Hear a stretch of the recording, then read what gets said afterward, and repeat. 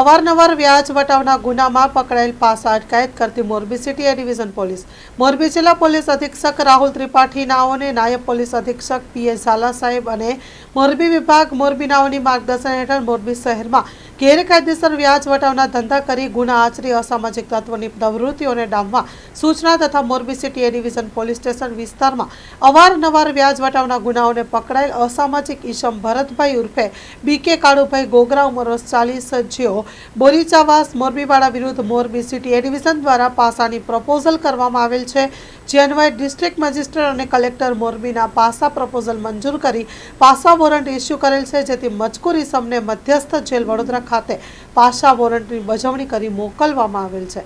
Story report by Himanshu Solanki, Morbi.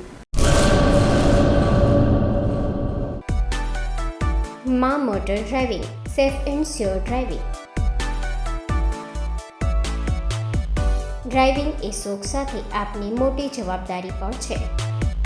અમારા instructor દ્વારા સચોટ અને સરળ માર્ગદર્શન. આપની રોજની તાલીમની માહિતી મેળવીને શું અધુરાશ છે એના ઉપર પૂરું ફોકસ કરાય છે.